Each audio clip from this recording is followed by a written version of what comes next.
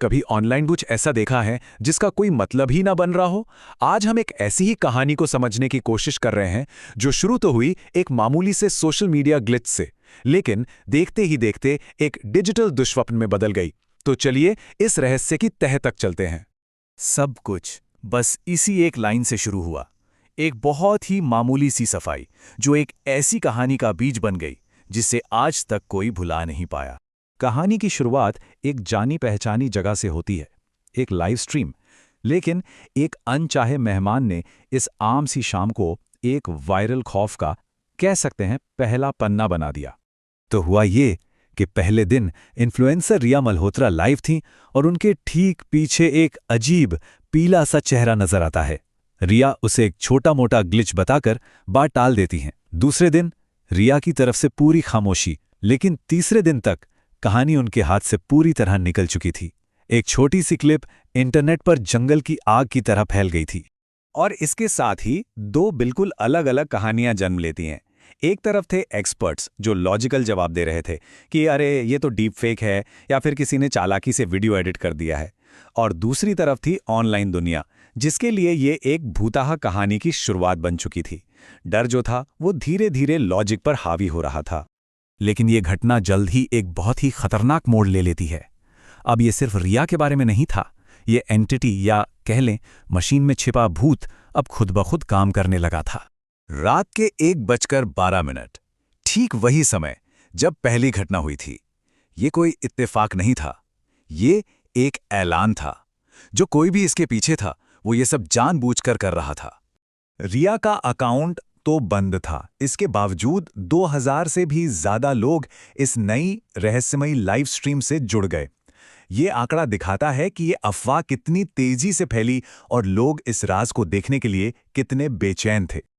लेकिन देखने के लिए कुछ था ही नहीं, सिर्फ एक काली स्क्रीन और किसी के गहरी थकी हुई सांसें लेने की आवाज। कोई चेहरा नहीं, कोई बात नहीं, सिर्फ एक भयानक खामोशी जो लगातार बढ़ रहे दर्शकों की तादाद से बिल्कुल मेल नहीं खा रही थी। और फिर कैमरा चालू होता है।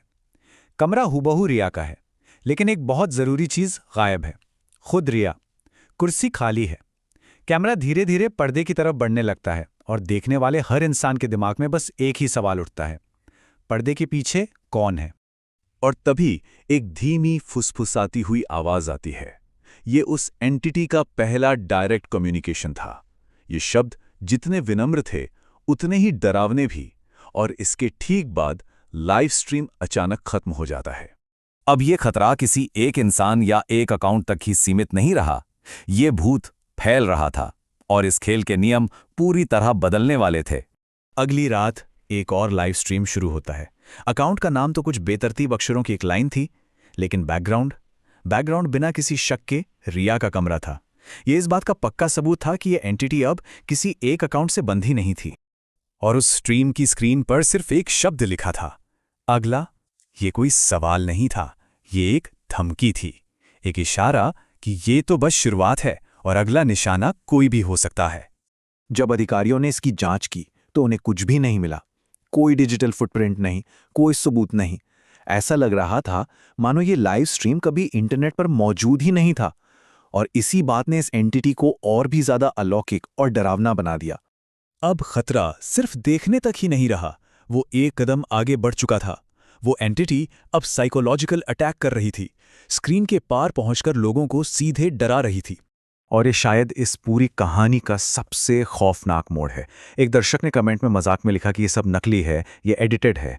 और कुछ ही सेकंड में उस एंटिटी ने उसके फोन को हैक कर लिया, उसका फ्रंट कैमरा ऑन किया और उसे लाइव जाने को कहा। संदेश बिल्कुल साफ था, अगर तुम मुझे देख सकते हो तो मैं भी तुम्हें देख सकता हूं। इस सब के बीच रिया वापस आती है। वो एक वीडियो पोस्ट करती है, डरी हुई और हताश, ये समझाने की कोशिश करती है कि जो कुछ भी हो रहा है उसमें उसका कोई हाथ नहीं है। लेकिन उस वीडियो के आखिरी 2 सेकंड में सब कुछ बदल गया। बस एक पल के लिए रिया की आंखें पूरी तरह काली हो गईं और फिर वो वीडियो हमेशा के लिए डिलीट हो गया। ये आखिरी सबूत था कि रिया अपना कंट्रोल खो चुकी थी और अब वो उस एंटिटी से किसी बहुत ही भयानक तरीके से जुड़ चुकी थी। और इस तरह ये घटना कुछ बिखरी हुई वारदातों से बढ़कर एक मॉडर्न अर्बन लेजेंड बन गई, जिसके अपने कुछ खौफनाक नियम भी थे। लोग अब इसे डिजिटल शैडो कहते हैं।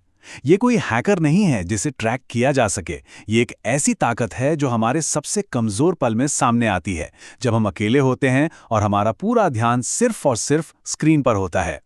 और इस कहानी का सबसे भयानक नियम यह है कि जब भी ये लाइव स्ट्रीम शुरू होता है तो कमेंट्स में पहला मैसेज हमेशा एक ही होता है, एक सीधा और डरावना निर्देश, पीछे देखो। तो ये कहानी हमें एक आखिरी परेशान करने वाले सवाल के साथ छोड़ जाती है। हमारी इस हाइपर कनेक्टेड दुनिया में जब हम किसी स्क्रीन को घूर रहे होते हैं तो क्या हम वाकई यकीन कर सकते हैं कि देखने वाले सिर्फ हम ही हैं?